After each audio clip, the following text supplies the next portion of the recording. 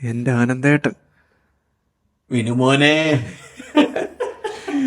ഞങ്ങൾ ഇപ്പൊ ഒരു പടം കണ്ടിട്ട് വന്നേ ഉള്ളൂ. ഗുരുവായൂരമ്പല നടയിൽ അതെ, നല്ല സൂപ്പർ മൂവിയായിരുന്നു. ചിരിച്ച് മരിക്കുന്നു. തുടക്കം മുതൽ അവസാനം വരെ ചിരിച്ചു മരിക്കും.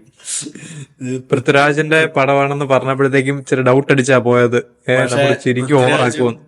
ബേസിലും തമ്മിലുള്ള കോമ്പിനേഷൻ അടിപൊളി. യെസ്. അപ്പം ഞങ്ങൾ ഇന്ന് വിശേഷങ്ങളായിട്ട് എത്തിയേക്കുവാണ് ഈ പടത്തിന്റെ റിവ്യൂവിന്റെ. ഗുരുവായൂരമ്പല നടയിൽ ഞാൻ മഹേഷ്, ഞാൻ Bijo. Welcome to our channel man cave. അപ്പം പടം ആകെ മൊത്തം ഒന്ന് അവതരിപ്പിക്കുവാണെങ്കിൽ വിപിൻ ദാസ് ഡയറക്ഷനിലുള്ള പടമാണ്. അദ്ദേഹം ഇതിനു മുമ്പ് എടുത്തിരിക്കുന്ന പടം നമുക്കെല്ലാം അറിയാം, നമുക്കെല്ലാം വളരെ പ്രിയപ്പെട്ട് ചിരിച്ച് മരിച്ചൊരു പടമാണ് ബേസിൽ ജോസഫ്. അടിപൊളി ഒരു ക്യാരക്ടറിന്റെ മൂവിയാണ് അല്ലെ? അതെ അതെ. അത് ഇതിനകത്ത് എടുത്തു പറയേണ്ടത് വിപിൻ ദാസിന്റെ ഡയറക്ഷൻ തന്നെയാണ്. സ്റ്റോറി ടെല്ലിംഗ് അല്ലെ അടിപൊളിയായിരുന്നു. മേക്കിംഗ് പക്കയായിട്ട് എടുത്തിട്ടുണ്ട്. അതുകൊണ്ടാണ് നമുക്ക് പൃഥ്വിരാജിന്റെ ഒക്കെ ആണെങ്കിലും ഒരു രീതിയിലുള്ള ഒരു ഓവർ എന്നാ പറയുന്നത് എക്സ്പ്രഷൻസ് ഉണ്ടെങ്കിലും വളരെയധികം ലിമിറ്റഡ് ആണ്. അതൊക്കെ എല്ലാം മസിൽ പിടിക്കാൻ സംഭവിച്ചിട്ടുണ്ട്.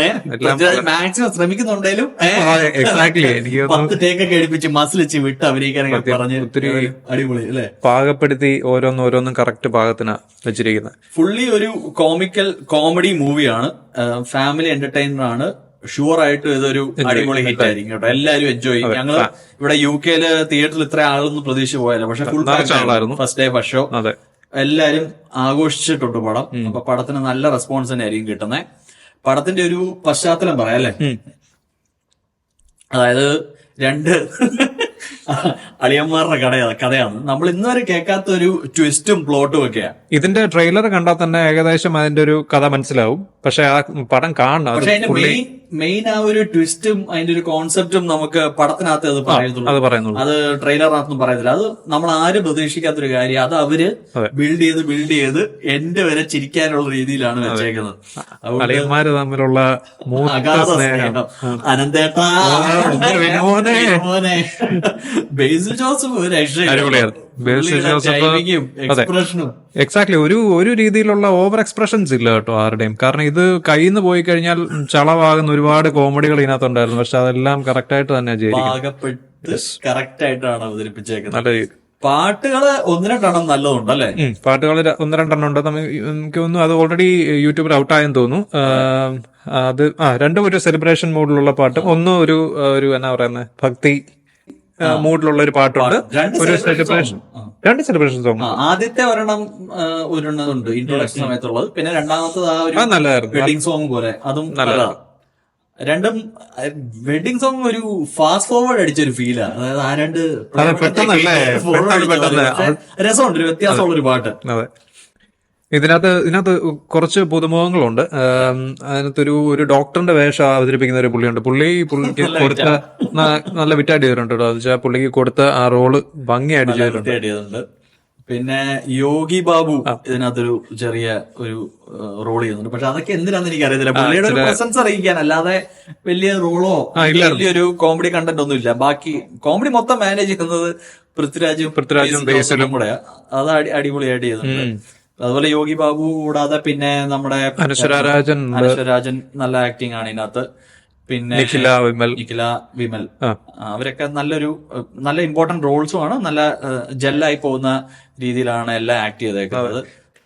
സ്ക്രിപ്റ്റും കോമഡിയും മേക്കിങ്ങും എല്ലാം സൂപ്പർ ആയിരുന്നു, അടിപൊളിയാണ്. നമ്മുടെ അജു വർഗീസിനെ ജസ്റ്റ് മിന്നായം പോലെ കാണിക്കുന്നുണ്ട്. ഇതിനകത്തൊരു പാട്ടും പാടുന്നുണ്ട്. ശരിക്കും പറഞ്ഞ അജു വർഗീസ് എനിക്കറിയാൻ പറ്റില്ല. ആ പാട്ട് ഈ നടനെ കൊണ്ട് പാടിക്കണം എന്നുള്ള ഒരു വാശിയുള്ള പോലെ ചിലപ്പം എനിക്ക് തോന്നാറുണ്ട്.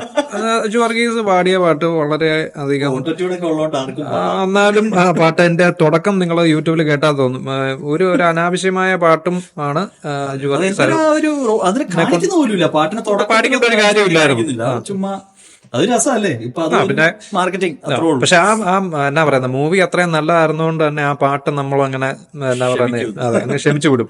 ക്ലൈമാക്സ് ഒക്കെ അടിപൊളിയാട്ടോ. ക്ലൈമാക്സ് ഒക്കെ നല്ല രീതിയിൽ അത് അവസാനിപ്പിച്ച ആ ഒരു ത്രെഡ് കൊണ്ടുപോയി നല്ല രീതിയിൽ ഭയങ്കര മെലോ ഡ്രമാറ്റിക് ആയിട്ട് കാണിച്ചു നമുക്ക് മടുക്കത്തില്ല. നമ്മൾ അവസാനം ആ ഒരു മൂഡിലുള്ള സിനിമകളൊക്കെ നേരത്തെ കണ്ടിട്ടുണ്ട്. ഈ പ്രിയദർശന്റെ ഒക്കെ അവസാനമുള്ള ഒരു അടിയും പിടിയും ബഹളവും ഒക്കെ ഇല്ലേ, അതുപോലെ കണ്ടിട്ടുണ്ട്. പക്ഷെ ഇത് നമ്മൾ ആദ്യം തുടങ്ങുമ്പോൾ ഒരുപാട് തമാശ ഉള്ളപ്പം ഞാൻ ഓർത്ത് അവസാനം ആകുമ്പോഴത്തേക്കും അത് കുളവാക്കും. ഇഷ്ടമില്ല കേട്ടോ അവസാനം വരെ ആ കോമിക്കൽ രീതിയിലാണ് മൊത്തം അവതരിപ്പിക്കുന്നതല്ലേ. അല്ല പെട്ടെന്ന് പടം സീരിയസ് ആവുമോ അങ്ങനൊന്നുമില്ല. അപ്പൊ അതുകൊണ്ട് നമുക്ക് ഭയങ്കരമായിട്ട് ആ പടം ഇഷ്ടപ്പെട്ടു. അതുകൊണ്ട് കാണുന്നവർക്കെല്ലാം ഇത് വളരെയായിട്ട് ഇഷ്ടപ്പെടും.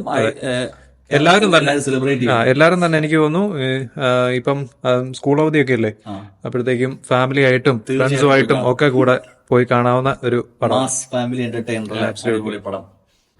അപ്പം എല്ലാരും പോയി പടം കണ്ട് എൻജോയ് ചെയ്യുക. You will be very happy after watching it. അപ്പം ഞങ്ങളുടെ ഈ വീഡിയോ ഇഷ്ടപ്പെട്ടെങ്കിൽ ഇനി ഇതുപോലുള്ള രസകരമായ എല്ലാ പുതിയ റിലീസിന്റെ ന്യൂസും അതിനോടൊപ്പം തന്നെ റിവ്യൂസും കണ്ടന്റും കാണാൻ like and subscribe our channel, follow ചെയ്യുക.